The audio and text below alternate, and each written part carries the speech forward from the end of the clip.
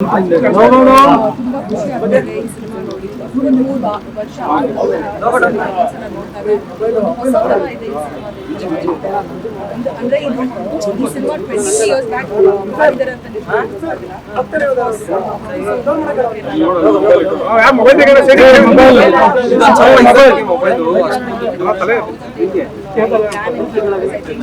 ತುಂಬಾ ದಿವಸ ಆಯ್ತು ಸಿನಿಮಾ ನೋಡಿ.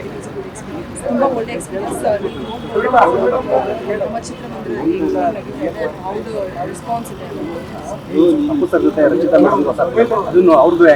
ಅವ್ರ ಫಸ್ಟ್ ಫಿಲ್ಮ್ ನಿಜವಾಗ್ಲೂ ಅವರು ಫಸ್ಟ್ ಫಿಲ್ಮ್ ಅಂತಲೇ ಹೇಳೋಕ್ಕೆ ಆಗಲ್ಲ.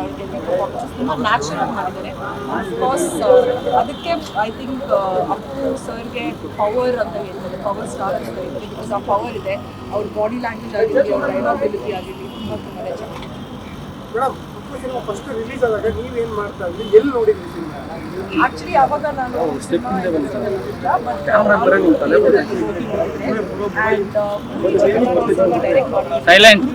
ಸಾಂಗ್ ಕೊಟ್ಟಿದ್ದಾರೆ.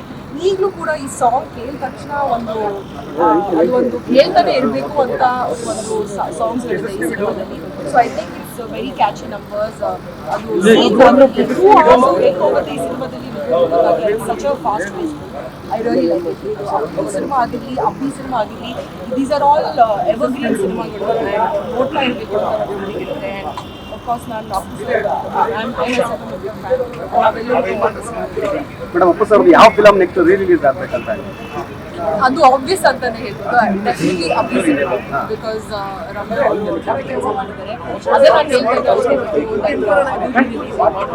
ನಿಜವಾಗ್ಲೂ ಇನ್ನೊಂದ್ಸಲ ನೋಡ್ಬೇಕಂತ ತುಂಬಾ ಆಸೆ ಇದೆ, ಎಸ್ಪೆಷಲಿ ದೊಡ್ಡ screen. Madam, devil cinema shooting ಅಲ್ಲಿ ಭಾಗಿಯಾಗಿದ್ರಿ ಅಂತ ಕೇಳ್ಪಟ್ಟಿದ್ದೆ. ಸೊ ಇವಾಗ ಶೂಟಿಂಗ್ ಮೈಸೂರಲ್ಲಿ ಒಂದು ಸ್ಕೆಡ್ಯೂಲ್ ಆಗಿದೆ. ಈಗ ನೆಕ್ಸ್ಟ್ ರಾಜಸ್ಥಾನಲ್ಲಿ ಎಷ್ಟು ಪರ್ಸೆಂಟ್ ಆಲ್ರೆಡಿ ಈಗಾಗಲೇ ಒಂದು 20% ಮಾಡಿದ್ರು.